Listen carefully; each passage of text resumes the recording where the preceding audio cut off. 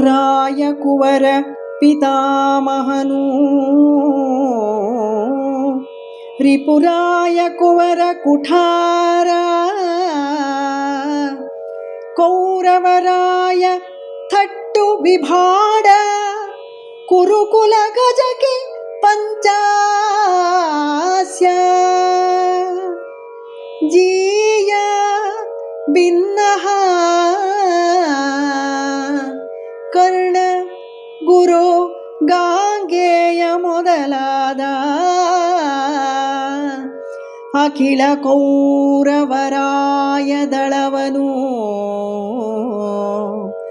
ಗೆಲಿದನುತ್ತರ ತುರುವ ಮರಳಿಸಿದ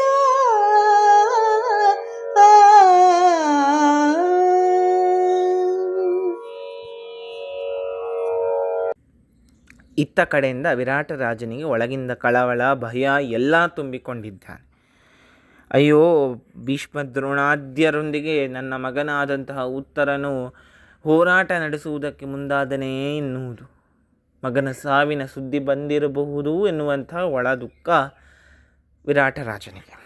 ಅಷ್ಟರಲ್ಲಿ ದೂತರು ಬಹಳ ತವಕದಿಂದ ಬರ್ತಾರೆ. ಆಗಾಗಲೇ ಹೇಳಿದ್ದಾನೆ ದೂತರಿಗೆ, ನಮಗೆ ಗೆಲುವು ಆಗಿದೆ, ನಾನು ಗೆಲುವು ತಂದು ಕೊಟ್ಟಿದ್ದೇನೆ ಎಂಬುದಾಗಿ. ಅವರು ತವಕದಿಂದ ಬಂದು ಅದೇ ಖುಷಿಯಿಂದ ರಾಜರಲ್ಲಿ ಹೇಳುವಂತಹ ಮಾತು ಇದಾಗಿದೆ. ರಾಜಕುಮಾರರಿಗೆಲ್ಲ ಪಿತಾಮಹ ಎನಿಸಿಕೊಂಡು ಬಿಟ್ಟ, ದೊಡ್ಡವನೆಂದೆನಿಸಿಕೊಂಡು ಬಿಟ್ಟ. ಆತನ ಕೀರ್ತಿ ವಿಜಯ ಇದೆಲ್ಲವೂ ಪೀಳಿಗೆಗಳಾದರೂ ಮುಗಿಯದು. ಅದನ್ನು ಹೇಳುತ್ತಾ ಇರಬೇಕು, ಸಾರುತ್ತಾ ಇರುವಂತಹ ದೊಡ್ಡ ಕೆಲಸವನ್ನು ಮಾಡಿಬಿಟ್ಟಿದ್ದಾನೆ ಆತ.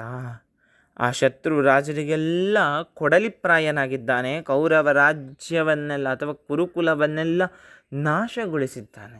ಹೇಗೆ? ಕುರುಕುಲ ಎಂಬಂತಹ ಗಜಕ್ಕೆ ಈತ ಪಂಚಾಸ್ಯ ಎನ್ನುವುದು. ಒಂದರ್ಥದಲ್ಲಿ ಪಂಚಾಸ್ಯ ಅಂದರೆ ಶಿವ, 5 ಮುಖಗಳಿರುವಂತಹ ಶಿವ.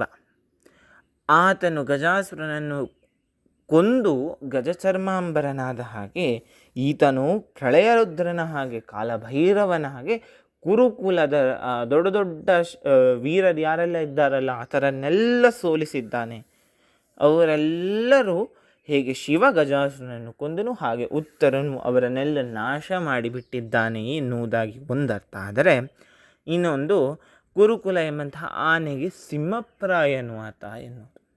ಪಂಚಾಸ್ಯ ಎನ್ನುವುದು ಈ ಪಂಚಾತಂತ್ರ ಕಥೆಗಳಲ್ಲಿ ಸಿಂಹ ಎಂದು ಹೋಲಿಕೆ ಮಾಡಿರುವಂಥದ್ದು. ಸಾಧಾರಣವಾಗಿ ಈ ಪಂಚಮುಖ ದೇವತೆಗಳು, ಪಂಚದುರ್ಗಿ ಆಗಿರಬಹುದು, ಶಿವನಾಗಿರ್ಬೋದು, ಇವರೆಲ್ಲ ಒಂದು ರೀತಿಯಲ್ಲಿ ಉಗ್ರ ಸ್ವರೂಪ. ಆ ಉಗ್ರ ಸ್ವರೂಪದ ನೇರ ಅರ್ಥವನ್ನು ಪ್ರಾಣಿಗೆ ಹೋಲಿಸಿಕೊಂಡು ಸಿಂಹ ಪಂಚಾಸ್ಯ ಅಂತ ಹೇಳಿಯೂ ಕರೆದಿದ್ದು ಉಂಟು. ಹೀಗೆ ಸಿಂಹಪ್ರಾಯನಾಗಿದ್ದಾನೆ ಎನ್ನುವುದು.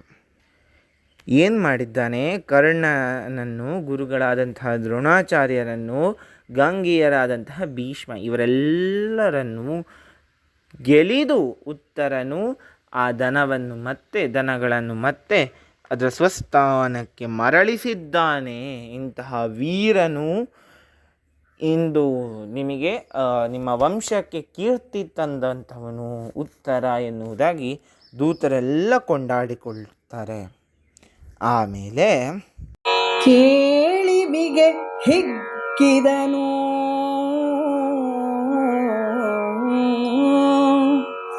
ತನು ಪುಳಕಾಳಿ ತಳಿತುದು ಬಹಳ ಹರುಷದ ದಾಳಿಯಲಿ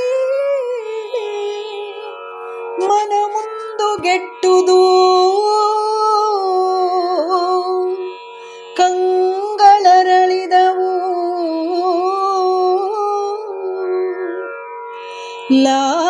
ಲಾಲಿಸುತ್ತ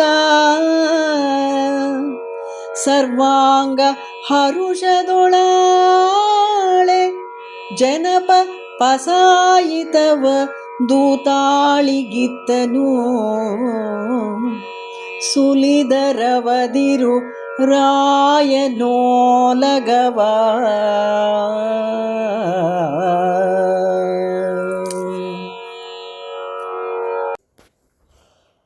ಹೀಗೆ ಕಳವಳದಲ್ಲಿ ತಲ್ಲಣಿಸ್ತಾ ದುಃಖಿಸುತ್ತಾ ಇದ್ದಂತಹ ರಾಜನಿಗೆ ದೂತರ ಮಾತು ಅಮೃತ ಸಮಾನವಾಯಿತು. ಯಾವುದೇ ರೀತಿಯ ಸೀಮೆ ಇಲ್ಲದಂತಹ ಸಂತೋಷ, ಮಿಗೆ ಇಲ್ಲದಂತೆ ಹಿಗ್ಗಿದನು. ಅಪಾರವಾಗಿ ಹಿಗ್ಗಿಕೊಂಡಂತಹ ರಾಜನ ತನು, ದೇಹ ಈ ಪುಳಕ ವಾರ್ತೆಯಿಂದ ರೋಮಾಂಚನಗೊಂಡು ಹೋಗಿದೆ. ಹೀಗೆ ಬಹಳ ಹರ್ಷದಲ್ಲಿ, ಆ ಒಂದು ಭಾವೋದ್ವೇಗದಲ್ಲಿ ತನ್ನ ಮನಸ್ಸು ಯೋಚಿಸುವ ಸಾಮರ್ಥ್ಯವನ್ನು, ಹೊರಗಾಗುತ್ತಾ ಇರುವಂತಹ ಓಲಗ ಸಭೆಯನ್ನು, ಇವೆಲ್ಲವನ್ನು ಮರೆತು ಬಿಟ್ಟನು. ಆತನ ಕಣ್ಣುಗಳು ಅರಳಿಕೊಂಡಿದೆ. ದೂತರು ಹೇಳಿದಂತಹ ಈ ಸಿಹಿ ವಾರ್ತೆಯನ್ನು ಕೇಳಿ ಆತನ ಆ ಅಂಗಾಂಗಗಳು, ಸರ್ವಾಂಗಗಳು ಹರುಷದಲ್ಲಿ ಪುಳಕಿತಗೊಂಡಿದೆ ಅಂತ ಹೇಳಿದರೆ ತಪ್ಪಾಗಲಿಕ್ಕಿಲ್ಲ. ಹೀಗೆ ಸಂತುಷ್ಟನಾಗಿ, ಸರ್ವಾಂಗ ಸಂತುಷ್ಟನಾಗಿ, ಅದರಲ್ಲಿಯೂ ಅರಸನು ದೂತರನ್ನು ಕರೆದು ಈ ಸಿಹಿ ವಾರ್ತೆಯನ್ನು ಹೇಳಿದಂತಹ ದೂತರಿಗೆ ಉಡುಗೊರೆಯನ್ನೂ ಕೊಡ್ತಾ ಇದ್ದಾನೆ. ಅವರು ಕೇಳಿದ ಉಡುಗೊರೆಯನ್ನು ಕೊಡ್ತಾ ಇದ್ದಾನೆ. ಹೇಗೆ ಎಂದರೆ, ಆ ಇಡೀ ಓಲಗ ಸಭೆಯನ್ನು ದೂತರೆಲ್ಲ ಲೂಟಿ ಮಾಡಿದರು ಎನ್ನುವ ಹಾಗೆ ಅಷ್ಟೂ ಸಂತುಷ್ಟನಾಗಿ, ಸಂತೋಷನಾದಂತಹ ರಾಜನು ಕರೆದು ಕೇಳಿದ್ದನ್ನು ಕೊಡುತ್ತಾ ಇದ್ದಾನೆ ಎನ್ನುವುದನ್ನು ಗಮನಿಸಬೇಕಾಗಿದೆ. ಆ ಬಳಿಕದಲ್ಲಿ ಮುಂದೆ ನೋಡೋಣ.